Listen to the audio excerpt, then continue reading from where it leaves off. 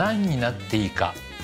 わからない君たちへお話をさせていただきたいと思います。よろしくお願いします。実は僕も何になっていいかずっと大学4年間の間迷ってまして、でなんで法学部に行ったかっていうと、親父がやっぱり文学部だとお金を出さないって言われて、だったら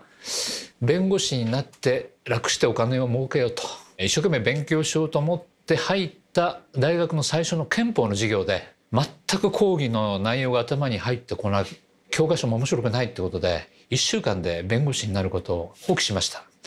でその後学生時代にしかできないことは何かなっていうことで、ひたすら本を読むっていうことを自分に心がけまして、それに没頭した4年間でしたね。で3年の終わりに就職をしなきゃいけないっていうことで、ところが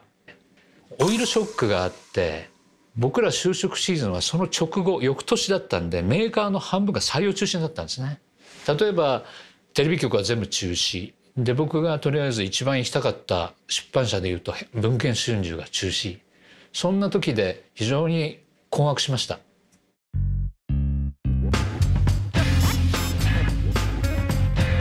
で就職の時にそういう日々を送ってた自分が、じゃあどこだったら入れるのか、どこにいう職業に適性があるのかっていうことを考えまして、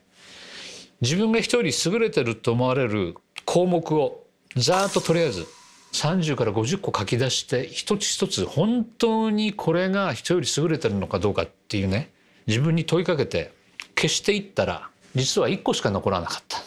人よりたくさん本を読んで、それはそうですよね。さっき言ったように4年間それだけ心がけてやってきたんで、じゃあ本をたくさん読んだってことは本を書くか本を作るか、これ2択ですね。ところが本を書く作家になるには僕は致命的な欠陥があると自分で分かったと。なぜかというと、今日こうだと思っていても明日朝起きると、例えば今日ものすごく辛いことがあって、そのことを書こうと思って明日朝起きて天気が良くて青空を見ると、ああ気持ちいい朝だなって言ったらすっかりもうそのことを忘れてると。こういう性格でやっぱり作家になれないんで、出版社を受けようと、編集者になろうというふうに思いました。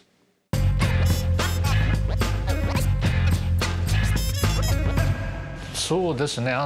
面接で一番厄介なのはエントリーシートも読んだり質問したりするんですけど、短時間で1人30分がせいぜいですからね、やり取りして本質が分かるかって言ったら分かんないんですね。これも賭けです。ギャンブルです。で勘でいくしかないんですけど、その時にやっぱりあまり耳障りのいいバランスの良い答えをする人間は危険だっていうのがね、僕の中にはあって、アンバランスの中に熱を感じられるっていうのがやっぱり僕の欲しい人材なんでね。何かが好きだって熱量を感じられる人がやっぱり僕は面接で印象に残るんで、そういう人を取ろうというふうにね心がけました。いくつか記憶に残ってる編集者たちはいるんですが、面白かったのがある時、今でも V ジャンプって編集部にいるやつがいるんですけど、最終集計で面接員が集まって集計するんですね。それぞれ何点何点。僕はいい点数つけたんですが、女性の編集者たち採点員がみんなおしなべて点数が低いんですよ。なんで低いのかって問い詰めたら、オタクだからって言われて、オタクの男子はなんかキモいっていう言い方をされてね。で僕は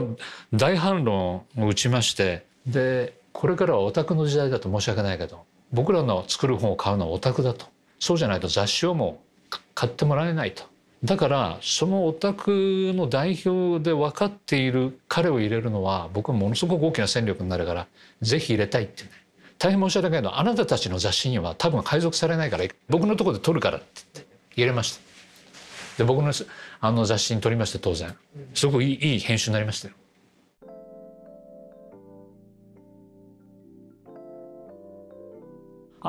異常な質問が飛んだりして詰まったりするっ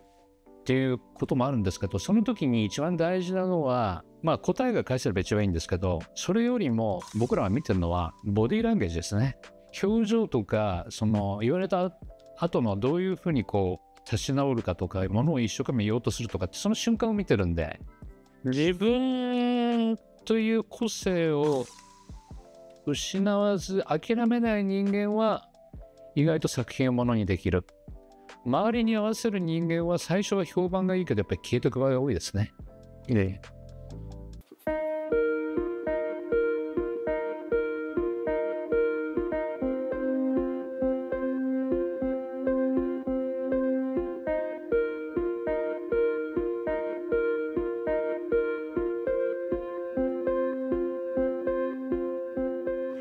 皆さんこんにちは。イマジン大学という大変素晴らしい学びの場が誕生しました。イマジン大学とは何かというとですね、実は大学の枠を超えた自由な大学なんですね。本当に皆さんが世の中に出ていく、世界に出ていくお手伝いをする、そういう大学でもあります。でこのようなそのイマジン大学の素晴らしい活動をこれからしていきたい、日本を元気にする、世界を元気にする活動をしたいんですが、そ